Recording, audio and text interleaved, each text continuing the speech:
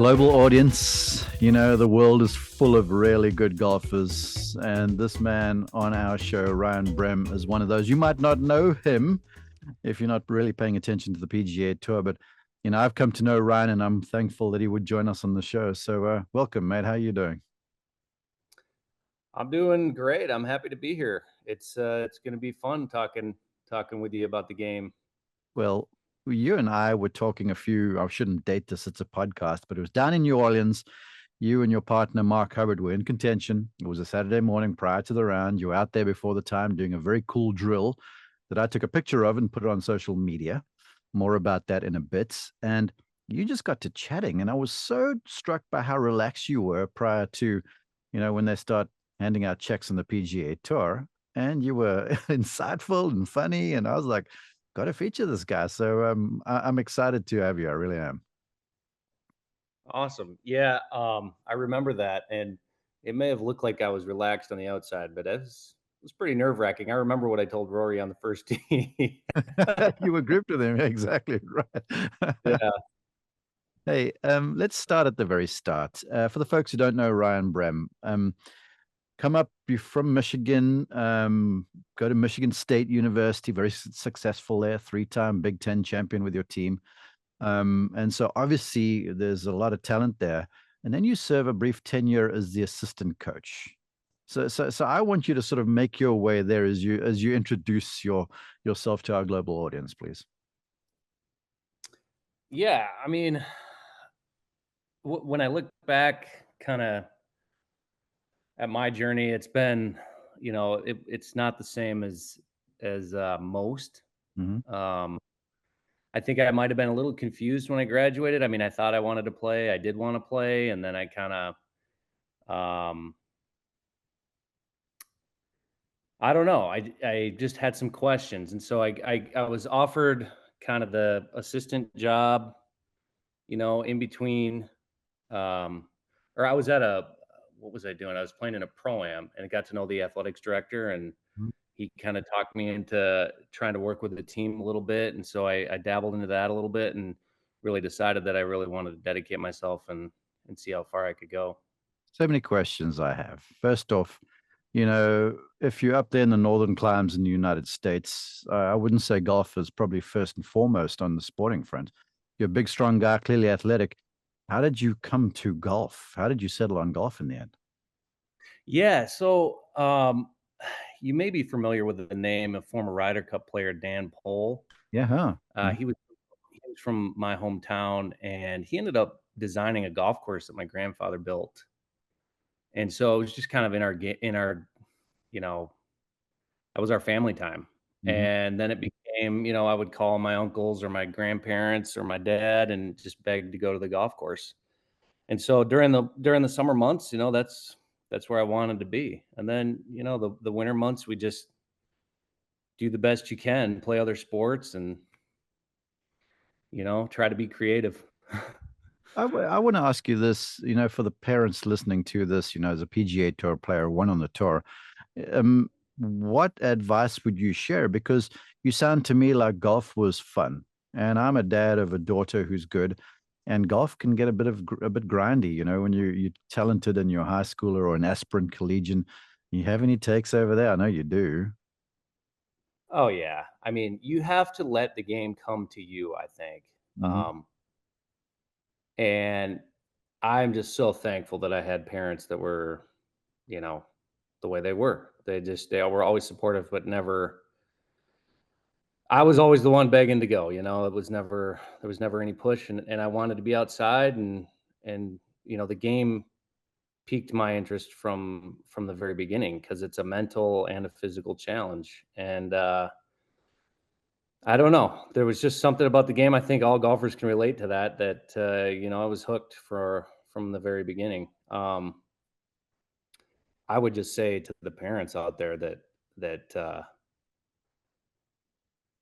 you know, growing up through the ranks, I just saw a lot of players burn out. Yeah. Hmm. A lot of very good players. I think it was because they were pushed too hard. You have to keep it fun, and not everybody's meant to be a golfer. I gotta So I gotta ask you this. you're right. It's got to be fun, and I love the way you describe golf as a mental and a physical challenge. Um, and look, golf is fun when it's going well, but when it's not going well, which is the lion's share of the time, it's not that fun. And so I mean, you've been there. You care to share how you because golf to me is like surfing. You know, you paddling out there against the waves, and it's hard work and it's grind. Then you surf for 10 seconds, if that, and you fall over and you get up and you do it again. Um, help us, please, Ryan. I need your help here. If I had the magic answer, uh, I'd be a lot richer than I am, I think. But I was reading. Actually, it came on my one of my channels on my phone, and I heard a quote. I think it was just this morning from Roger Federer. Right. He was giving a commencement speech to some university, and he said during his performances in the majors, he won 80% of his matches, Okay. but he only won 53% of the points played. Boy. Say when the big points, huh? Well, he won the big points and he won just over half of them. So that means he lost 47% of the points he played. And I think he was focusing on that. He was like, hey, you got to get over it and move on to the next point and do your best and see where it takes you. And I think that relates to golf quite a bit. Okay. Is that where the passion is? I mean, I'm digressing so much here, but you have my mind going like you did down in New Orleans. Is that part of the passion point? It's like that, okay, I fell over now, but fall down 6 times, get up 7, and I'm loving that. That's what I'm loving about this whole journey. Is that part of it? It is for me, and I think when I first started, I didn't love the process. I just wanted the end result. Okay. And in order to be successful, you have to fall in love with the process. And I don't think that matters what you're doing. Mm-hmm. So the loving the process do you feel like this is an innate thing, or is it something that can be learned? Oh, that's a good question. I Follow. think it I think your attitude can change uh willingly. Change. And sometimes it takes enough pain and suffering to make you see things differently. Sometimes it takes somebody saying it the right way. But if you're willing to, I think you can change your attitude and yeah, that is that at least that's what it was for me. I mean, I would like to be better than I am at golf. I mean, I'm always trying to be better, Mm-hmm. but embracing that day in and day out, the process is really ultimately what leads to the satisfaction. Yeah, I love that changing the attitude willingly. And this sort of sounds like something as an assistant coach you may have noticed because, I was a college golf coach for over 20 seasons. And I think it uniquely equipped me for being a broadcaster because I see the game differently now. And a lot of my players who had like an extra year would be a graduate assistant for a while. And I'll never forget them Mhm. sitting next to me on the tee or sitting next to me in the cart, and they'd look at the their former teammates playing under pressure, and the common refrain would be, "Oh, coach, did I do that? Did I act like that?" Mhm. Smiling. Did you have that sort of experience too? To go, whoa! I mean, it looks so different from this vantage point than when I'm mixing it up in the middle of it, and the pressure's up, and there's mayhem in my head, and all the stuff's going on. Yes, and I marvel at the greatest athlete's ability to turn that noise off, seemingly, Yeah. I marvel at their ability to do that, and that's ultimately when you get to the highest level, that is that's what everybody's that's the entertainment, right? Hmm. I think they're trying to see what separates it, and I think you're right on the money with that. And your players are illuminating the point that they're realizing that after the fact when they're seeing it in action, you know, from a different perspective. That I noticed that right away. Decision making, um, decision making and attitude more than anything. It's not necessarily technique or how you're swinging the golf club. You know what? I find that fascinating, and I want to mine that a little bit more because it is so true. Because we live in an era of data, and you guys in the tour, you have access to data for the data, basically. And now the amateur golf is the same thing. And I'm a golf instructor inside, and I find it curious how it's almost like I'm not playing well, so I've got to change something physically. But more often than not, and this is why I find interesting about you, because when you're in contention, you'll find a way to really, make a big splash. Um, so it's like the things that the separators, to use your term, are almost like those immeasurables. Like you talk about decision making and turning off the noise. I mean, golly, the noise has ruined more golfers than car accidents, in my opinion. Oh yeah. There's no question about it. It's an endless battle up there, but there is something to intuition and instinct that is not measurable, and I think that is certainly when I've performed my best, Hmm. for some reason, it's shined through, you know? Obviously, we wanna do that more often, but if I had the magic answer, I'd be Scotty Scheffler. Yeah, well, true. But Scotty seems like he's the master at turning off the noise. Golly, I mean, yeah, just a few Yeah. weeks ago he gets arrested, and a few short hours thereafter, shooting 66 in the first round of a major. I mean, it was incredible. But I want to talk about that sort of that intuition, that instinct. Wouldn't you say that there's an element of risk involved, maybe to go, all right, I'm not going to worry too much about my swing here. I'm going to go with my instincts because it's like, oh goodness, this is a bit airy fairy, and it's going where angels fear to tread. But oftentimes that's what frees one up. Or am I going too far here? No, I completely agree with you, but it's delicate. Hmm.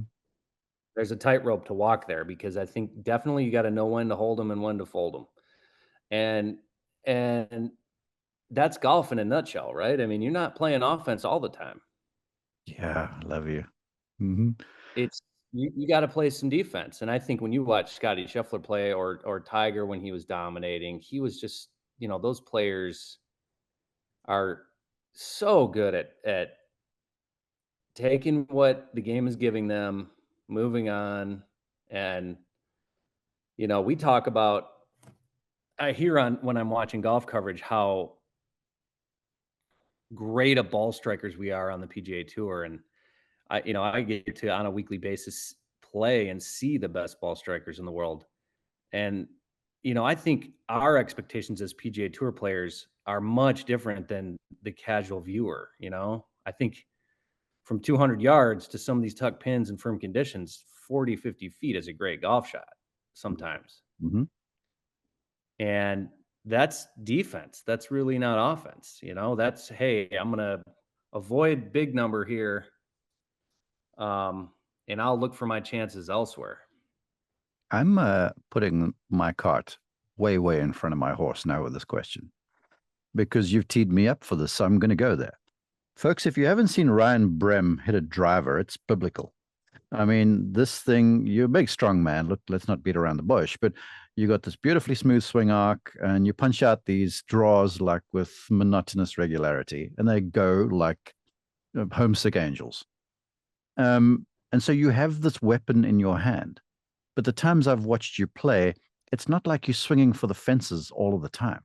So it's like you're showing that instinct to play offense and defense because we living in this power era. And for all the golfers watching this on YouTube or listening, they're like, I want to get better. Strokes gain says I must hit it farther. So they are swinging like banshees and covering up golf courses all over the show and actually shooting worse where they're not doing what Ryan Brehm does well, which is kind of, attack now and then I defend then kind of thing.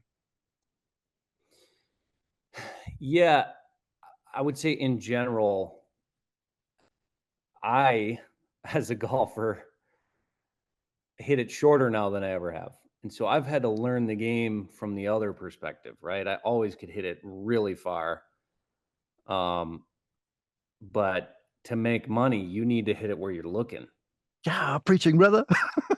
Yes. And so, like, ideally, I made a when we talked down in New Orleans, I over the last couple years after we won, I made a conscious commitment to say, this is what I'm looking for. I'm looking for, between 180 and 185 ball speed so that I can pull driver more often, and I think Tony Finau is the epitome of that. He had maybe not so much for me anymore, but there were times, I mean, I could swing it a lot faster, but I want to pull driver more. I don't want to have to hit 2 irons and 3 woods because the driver's the most forgiving club in the bag. It's the biggest sweet spot, and it's the best weapon you have to Interesting. set yourself up in the hole, you know? And so I dedicated myself to figuring out a way to hit driver more often. And that means finding that, you know, in my opinion, and I think the data would support this, that 180 to 200 speed. Now, if you look at a guy like Bryson, he wasn't always the longest hitter, and now he absolutely smashes it. So he gained distance, you know, But I will say where a this, guy like, yeah, because go ahead. I'll never forget with as it pertains to Bryson. I was on hand for radio back in the day in Vegas when he had just won. He won in Las Vegas there in the fall. And I had the interview afterwards, and he said to me, stay tuned. Things are changing in the off season. I'm coming back. I'm going to be bigger and stronger and faster. And lo and behold, the guy ate everything that was in front of him, and he was twice the size the following year and bludgeoning it like it was his job. But now it's like he is hitting it harder, but with not as much effort. And it's almost like he's like you have sacrificed just a little bit because he was like, I'm going to hit it as far as I can, wedge it on the green and see what happens. And that had its merits in certain places, but in other places it tripped him up a little bit. So he too, like you, was had that weapon, but now has scaled it back for more control to hit it where you're looking, like you point out. Yeah, and if we got to play, where did he win his U.S. Open? Was that Wing foot. Winged Foot? Yeah, wing foot. Yeah. I mean, if we got to play there, like in those conditions every week, I would say hit it as far as you can because Mm-hmm. everyone's going to hit it in the rough. They're going to be struggling, and the farther you are up in the rough, the better off you are. But a lot of weeks on the PGA Tour are not winged foot. You know, we just play such a variety of golf, and if you take the totality of the PGA Tour type of golf, you need to be much, in my opinion, you need to be in that window, much more accurate. You know, you can't hit it all over the place. You just can't. Well, it's I think that recipe is applicable throughout the game, even to the club golfer. Okay, I agree. I mentioned earlier that you sort of have a penchant to show up in the bigger moments. You play the Canada PGA Tour Canada, and then you graduate to the then web.com Korn Ferry Tour. And in your first season, you win the very last event of the year. Your PGA Tour card. It was in Portland. I'm keen to revisit that because I mean, cometh the moment, cometh the man. Or what was it? Reminisce for us. What just suddenly happened that you managed to get it done when it meant something? You know, I remember that week and the week going into it. This is kind of pertaining to our conversation, or kind of where we started. Mm-hmm. The allowing yourself to free up and just perform. Mm-hmm. For that, every time I've won, I've had kind of a key or a thought technique wise that's allowed me to do that. Yeah.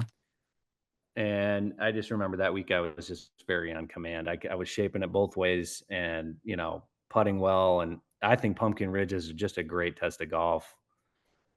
And but the week before I'd finished third, and that was my best finish, certainly, you know, of the season. I think I started out, I had a third place finish in Louisiana, and then played out the year, and I was kind of hanging around.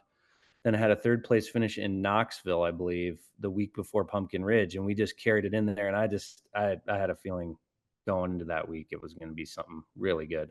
Mm-hmm. I remember playing the practice round with Tom Gillis and Justin Hicks, and they were like, "Oh man, it was good that week." So Yeah. but you know, you don't always know you're going to end up winning, and it was just that was just a crazy week for me. It surprised me really because I fell in love with the process. As it was happening, I just kind of looked up on the 18th hole and I had a 2-shot lead, and I'm like, wow, Wow. I didn't even realize it, you know? I was just in love with hitting the shots. Yeah. Okay. Well, then fast forward to your biggest win in your career, I'm guessing. In Puerto Rico in 2022. Um, Yeah. your wife's on the bag. You hadn't finished inside the top 10 on the PGA Tour. You show up in a place where the wind is blowing sideways and like a hoolie, and you shoot Mhm. 20 under or something silly and dust the field by 6. It's like, I'm going, golly, Brian, if I could get the ingredients inside your head and your body from that week, I mean, we could make millions, you and me. What, help us a little bit, please. Oh, well, I've been looking for that recipe for a while. You know, I know it's in there, and that's what motivates me to keep playing, but Mhm. that week was special too, and kind of the backstory to that week is that might a lot of people might not know is I was scheduled to play that year at the Zurich with Joel, my buddy Joel Damon, All right. and he had won the Dominican tournament, Punta Cana, and we stayed in the house, you know, celebrated, got back home, and then met up again in Valero. And we went down. I'm sure you've been to Valero there, where we're all staying in the same hotel or Nice. whatever. Four seasons there. And yeah, we went down and had a couple beers. And that was during the time where I think it might have been the third or fourth event back from COVID. Yes. Hmm. And I'm convinced I got COVID down there. Okay. So, had to do a at-home test, and I called Joel and I said, "Hey, man, I can't make it. I can't leave because I know I have COVID and I'm just gonna test positive, so you're gonna have to find a different partner." So we finish out the year and I lose my card, and the tour calls and says, "Hey, you have one minor medical start left." And I was like, "Whoa, I didn't realize that," because I had to sit out for COVID, the Zurich. Hmm. So I was looking on the schedule and I'm going, I committed to play Korn Ferry that year, the following year, and just decided I was gonna sign up for Puerto Rico. That's what got me in the event was one start left from COVID, and we ended up winning. Like you said, it was crazy. Yeah, because I mean, I don't remember the scores, but I looked through them and they added up to 20 under par. And winning by 6, it's still, I remember watching the footage and I remember, the final stretch of holes around. They are daunting visually. You see ocean everywhere and the winds, crosswinds and stuff. And I remember how hard it was blowing there coming down the stretch. And you had your wife in the bag, and it just looked like, even though you had the big win, the big lead. It looked from my vantage point like it was still challenging and difficult. Walk us through dealing with the pressure of trying to finish Oh, it. yeah. Huh? Well, that final round, Chelsea, my wife, and I had a game going where every 3 holes we were kinda competing against each other. So we had a series of 3-hole matches, right? And for me to win, I had to be under par each 3-hole segment. Okay, cool. Pretty simple, but it was very effective. And I think the wind and the rain, because the wind and rain came in sheets. I think that was advantageous for me being in the position I was in, Right. because it kind of hindered somebody else from going really low. Okay. And yeah, there's a lot of trouble around there, and it's a very good test tee to green. But I got a few good breaks, and I was hitting the center of the club face, so it was obviously very challenging, but fun. It was like I was like, okay, it was one of those moments where I'm like, instead of really being scared, I was like, you know what, I can do this. So, Mhm. one shot at a time and just plot your way around there, make a few putts, and the next thing you know, I remember we were on the 18th hole and I hit it in the right trees, and I was about to do something stupid because I wanted to win that final 3-hole match. And then finally, I had to turn to Josh. I was like, "This is dumb. I'm gonna give up the match and make sure we win this golf tournament." So I chipped out and hit a wedge up there. That being said, I love how do they say, if you want to take a journey of 1,000 miles, it's one step at a time. So you break the big effort down into bite-sized chunks. And I think it's a neat idea for golfers listening to go, all right, I've got something special to do, but let's just set little mile markers for ourselves. And sometimes I feel like maybe that reduces the chances of making a rash decision because you feel like you're Mhm. a few over par and now all of a sudden you've got to do something special, where it's just like you got to improve your lap by just a little bit each time. Yes, and if you really watch Scotty or Tiger, when they played, that's what they did. They let the game come to them. They're just masterful at it. I mean, it's impressive to see. It's impressive to watch. Would you say, because I made this statement to a young baseball player yesterday, and I remember my daughter saying, "How do you know this much about baseball?" And I'm like, "It's sport. Really, golf Mm, and well, this at its core, it's still the same thing." And I said to him, "I'm like, you've just got to, stick to what you're doing, and winning almost, I feel like, is a function of understanding that you're okay with losing." Because sometimes when you go out there and you have that big win, there was a shot that you had to hit where it kind of could have been all on the line and you were prepared. mhm, And I watched Scotty, and it's like Scotty's okay with failing. I know he's winning a bunch. mhm. It seems easy that way. But would you agree, really, that for the listeners and the viewers here to say, okay, it's not that bad to lose as long as you're doing your very best on everything? Because if you keep doing your process, then surely success is at the end of it. Yes, that reminds me of a couple of responses. One is anything I've ever really learned has been from failure more than success Hmm. in terms of in terms of progressing as a golfer, right? And Mort Krim had a good quote on that, and it was, if you're learning how to serve in tennis, right, you have to hit, you toss the ball in the air and you hit it with the racket, and it has to uh, cross court and land in that square. Yeah.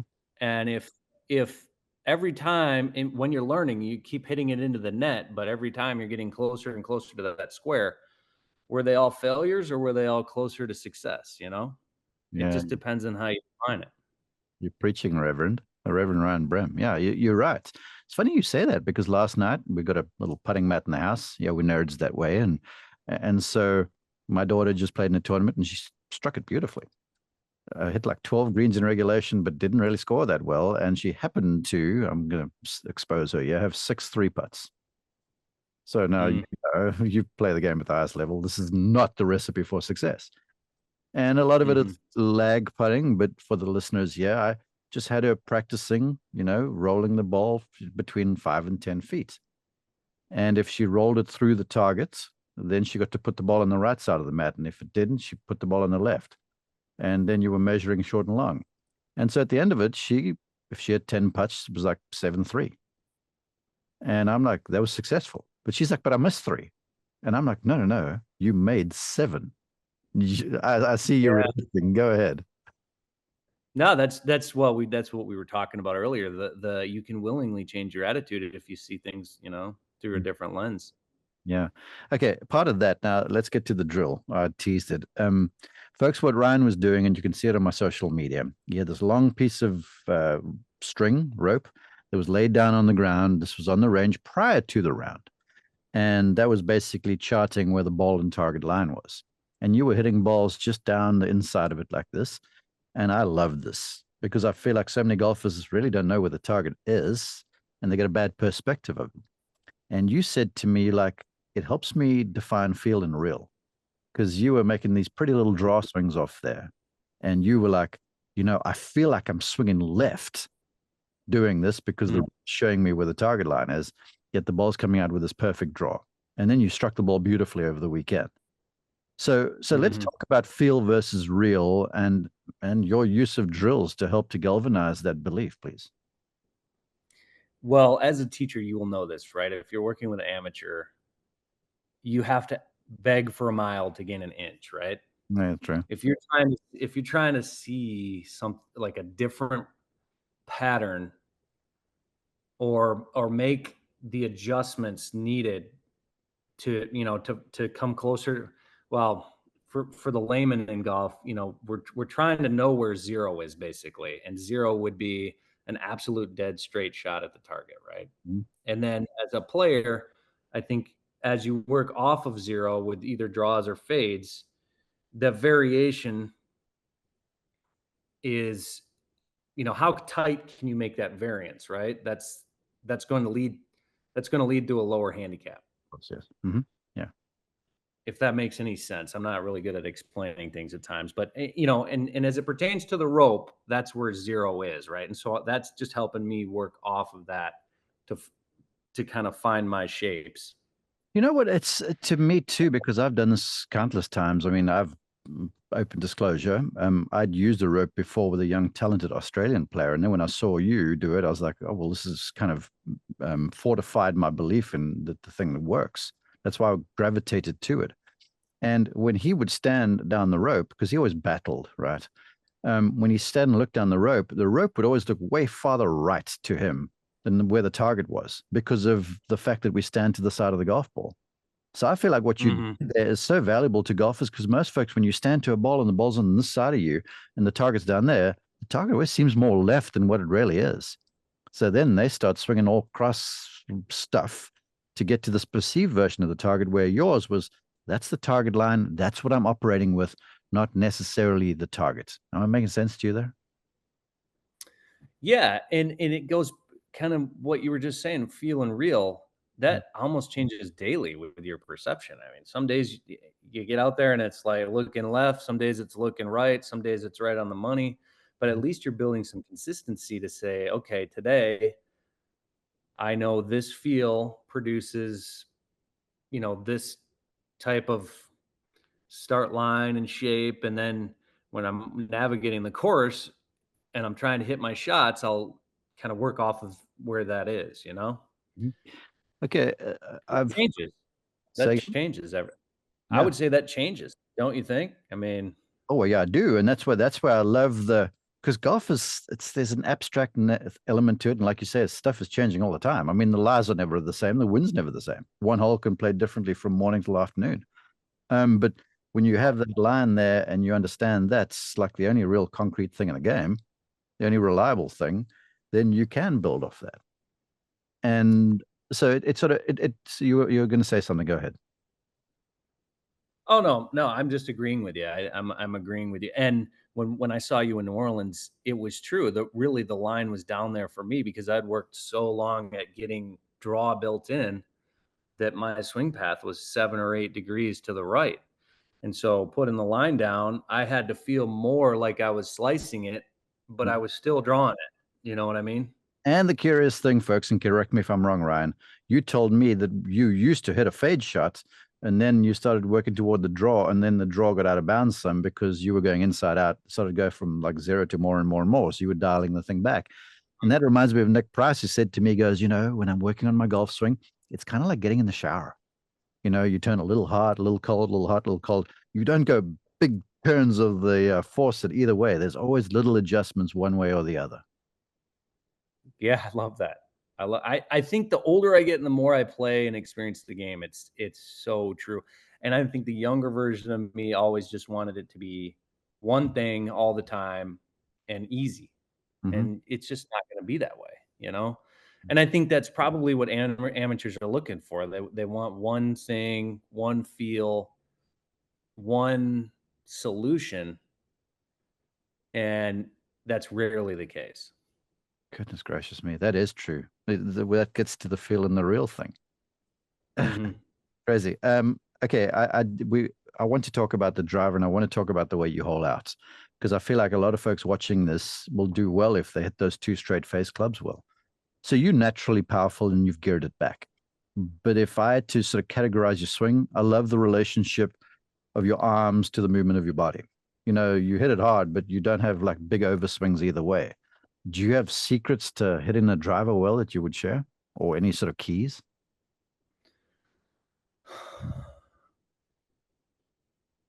Well, the the one thing that I'm grappling to accept, but am hesitant to say, but actually I think I agree with, is that the driver is different than the rest of the bag, right? Because it's teed up.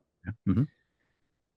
And so you're not going to swing it the same way as your 7 iron. As much as I want to feel like you are, as a player, I want to make the same feels, but with the driver, you need some side bend, you need more tilt, you Hmm. need your body working more up on the plane to get the ball airborne and keep it airborne.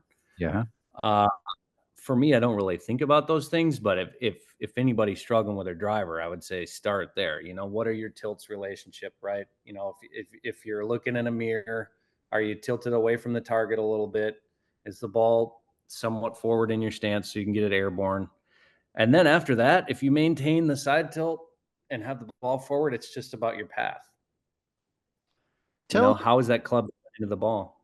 tell the listeners this. Because I often get the question. I get the luxury of walking up and down the range and watching you guys at your very best. And when CBS is on, we're talking with golfers who are playing the best for the week because you're in our show. And everyone Right. know, well, what are they doing? And I'm like, the truth is, these guys are checking fundamentals like alignment, ball position, especially. And when you said ball position, I'm like, yeah. For every golfer listening to this, let's say 10 were listening, I would say probably 7 are missing on ball position half of the time. And they're just moving it around to change trajectory. And they're not realizing it affects the swing path as well and how you're likely to spin the ball. Without question. The three-dimensional variables are tough to navigate in the head sometimes, because the more forward you move the ball, the more left the path will get. But the more you tilt behind it, that neutralizes the left path. It's going to push it out to the right. I mean, these are all variables that we're constantly checking. And I think you understand the variables, but sometimes you need another set of eyes or a piece of technology like a TrackMan or something just to reinforce where that is, because we even get tricked too. I mean, we're golfers, and some days we think this is, let's say, 2 degrees into out, or in a 2-degree face angle, or what am I? Yeah, 2 degrees and 4 path. If we're thinking that way and it's really double that, And those those two are the variables we can negotiate. And that 2-4 relationship was kind of, if I remember correctly, my memory might be serving me, but failing me. That's kind of your magic area where the path was 4 right and the face was 2 to the right. So for the folks who want to hit a cool draw like Ryan Brehm, it's not like you're shutting your face left to the target line.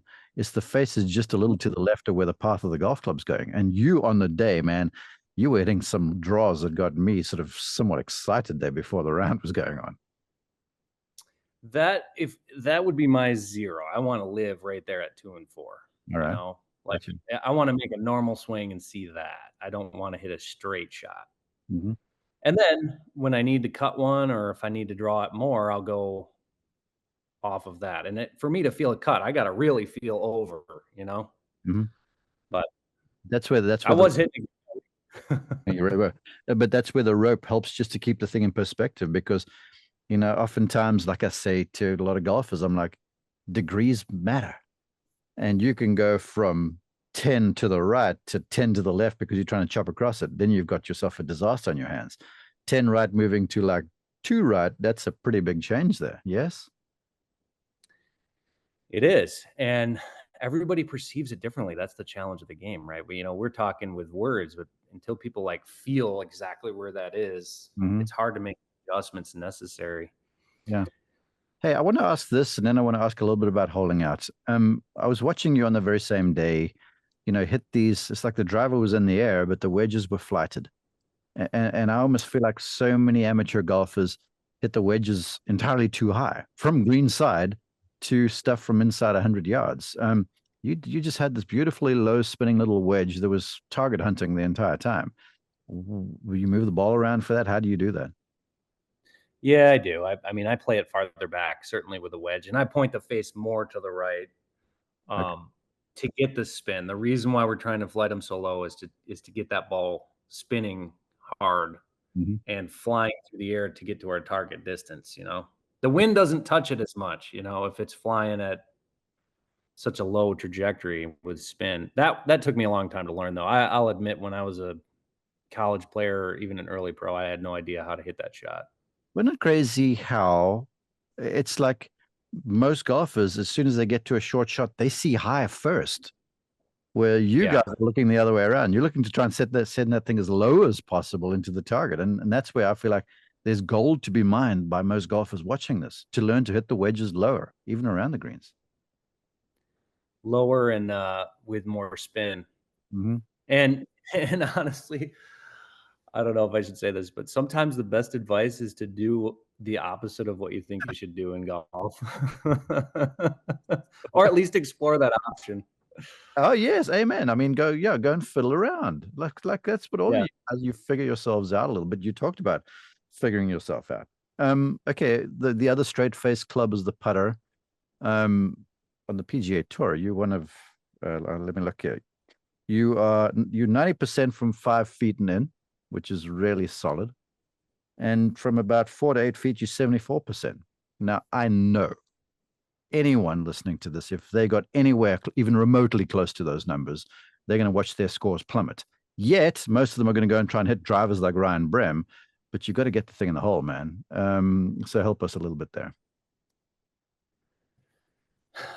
I have some fundamental beliefs with putting that I just try to do over and over again. And honestly, it's probably the thing that I practice the least. All And right. when I practice it more, I tend to putt worse. And I've always been a streaky putter, and I'm okay with that. Like some weeks you're gonna make a lot, and other weeks you're gonna just not gonna, because matching up the speed in the line is difficult at times. But I think the 2-to-1 relationship between I always get these confused. 2-to-1 relationship between the backswing And follow and through. the through swing Yeah, all right. Mm-hmm. is very important, because that does two things. It gives you rhythm for distance control, but it also helps with squaring the face at impact. Okay. And I forget who figured it out. I think it's called like tour tempo or something, maybe. But it doesn't necessarily how quick or slowly you're doing it. It's more about the relationship in which you complete your backswing and then complete from your backswing to the follow through, right? Mm-hmm. Yeah. Or is it impact? For me, it's just a 2-to-1 ratio, and that's what I'm always And concentrating on in my head. and when you're thinking a 2-to-1, it's two beats going back and then one down to contact. Am I correct in me listening to you here? Yes, it takes half the time to go from the end of your backswing through as it does to go back. Mm-hmm. So you're however however you want to divide that up. You can be really long and fluid, or you can be kind of short and quick, Yeah. just as long as that relationship stays the same. So it's a matter of counting for me. It's just Mm-hmm. counting in my head rhythmically. And some days I'll speed that rhythm up, and other days I'll slow it down depending on how fast or slow the greens are, or whether or not I think I'm being lazy or too jabby. Yeah. I've had a guy on here. His name is Dr. Chia Chow, concert concert winning pianist. Folks, if you haven't listened, go and listen.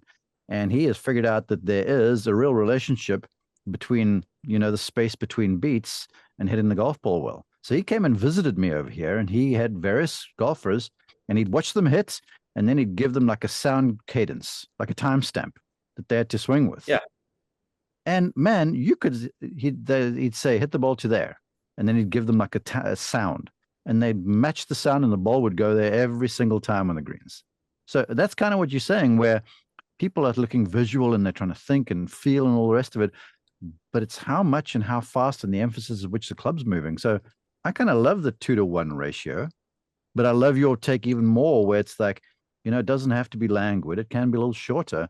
And those beats could vary as long as the relationship is 2-to-1.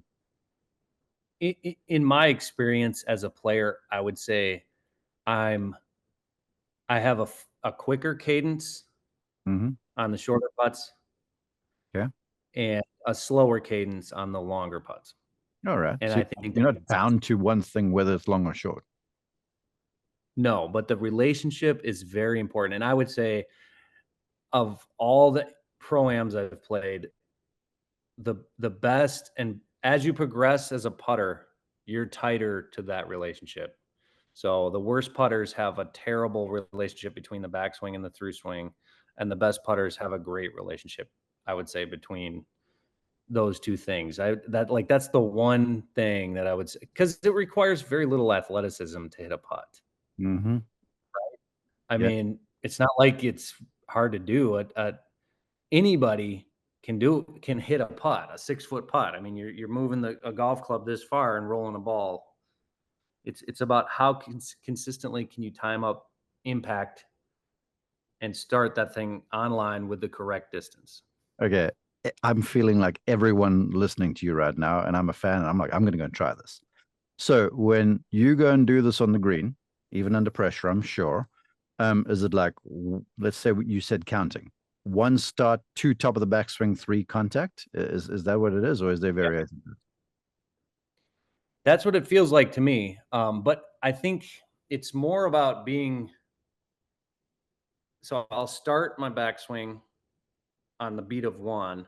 Mm-hmm. I'll complete the backswing on the beat of 2, and then I will be all the way to my follow through on the beat of 3. Okay, gotcha. I see it. But my follow through, I also think the best putters don't have a very long follow through. I think it's And more it's like, low. Yes. yeah, Yeah. I think That's it's when I was covering you, that's the first thing I noticed, how on the shorter putts, so many golfers are told to accelerate through it, right? And the next thing you see this blade taken off the ground and they miss hitting balls and it's all over the show. Where yours always looked like it followed through, and it was only lifting off the ground when it couldn't go forward anymore, if that makes sense to you. 100%. And what I would say is if somebody is missing putts to the right, they have too much acceleration. If Yes. they're missing putts to the left, they don't have enough acceleration. So the feel of that. Yeah, gotcha. To be consistent at putting, it would be I would call it more constant acceleration. Mm-hmm. I don't think that's correct mathematically. I think it's not actually happening, but that's kind of what it feels like. Yeah, but again, I think we're getting back to the theme of our conversation here, where it's feel and real are different. And when you find that feel, that should be kind of Justin Rose. I'll never forget. Funnily enough, there's a loop here. The year he won in New Orleans, when it was still individual event, I caught up with him afterwards, had the winner's interview. So I said to him, "Yo, you hadn't been playing well. What's happening?" And he's like, "I went to Foley and I said, all the stuff you're giving me is good, but my feels are sacred. So whatever we're doing here, it's got to fit in with what I like to feel when I'm playing." And I was like, preaching, brother. But then again, you got to have the bravado to be able to say, these are my feels, and this is what I got to do, whether it, keep my head more down, or whatever the case might be, just so I can respect those feels on the day. I love that answer. That's probably why he's so good at golf. I mean, he's had a long career, and that answer is as good as any that I've ever heard. He's like, "Listen, I've played a lot of golf. I know these feels work. I'm going to rely on these." I love that. Yeah, but what you added, which was so good too, because we can say that to someone, they're like, okay, my feel today was that my left hand was dominating the stroke a bit more, right? But then a few Mhm. days later, you do that and you're blocking shots off to the right hand side. Then the feel should still be that it's like, well, I'm leading the handle, but I may want a little more pop with the right hand just to square up the face. That's where you added color and context to this whole feel thing, which I love. Yeah, and I think for me as a putter, it's cadence. I think that really solves a lot of the. I mean, you can grip it any way, up and down, sideways, up your forearm, however. It's about rolling it the right distance on the correct line, and to me, there's just no other way to think about that other than cadence, and that just helps with both. It helps with you squaring the face and getting the correct distance.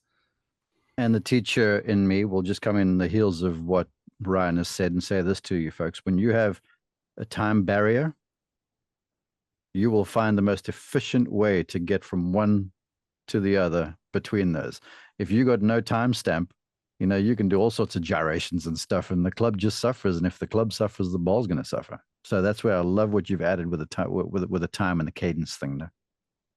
Do you ever notice how the guys who win all the money on the golf course are the ones with the oldest putter and the worst stroke? The worst looking stroke, but they always just make the putts, right? I mean, they just have that relationship ingrained in there, and they're not even thinking about it. Well, They're not thinking. Well, you're an athlete, and I'm sure you'd say to folks too, hey, with your kid, go and get them athletic. But think about a 3-point shooter. Think about anything, a bowler, any sort of sport, batting. There's timing involved, and like the great Bob Jones said, if someone could find a way to teach timing, you'd have the secret to it all. But I think it's as simple as understanding cadence and the counting, as you say. Yeah, and it's directly relatable to putting, where I'm just not a huge believer that mechanics are super important in putting.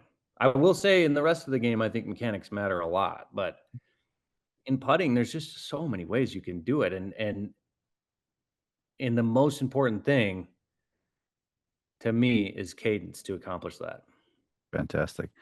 Well, Ryan, I wish you many, many long straight shots and some irons that travel the right distance so you can get a lot of those short putts so you can go and shred in Detroit coming up. If folks want to find you more, can they follow social media? Do you do any of that sort of stuff? I I have an Instagram handle at Bremraya, There we go. Brehroya, Mhm. but I have to admit, I am not very good at social media. I don't really. I grew up in the time when I was playing golf and in college, like just before Facebook, just before TrackMan, just before all this stuff started changing the game, And I think if I could go back, I'd done things a lot differently, but that's okay.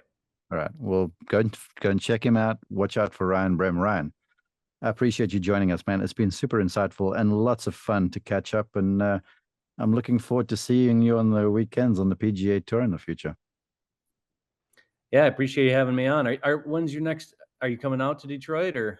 Yeah. US Open week this week. This podcast will go out later today. And then it's Travelers, which we're doing, and then Detroit. So I'm looking forward to it. I love the golf course there, Detroit Country Club. I think it's an awesome place.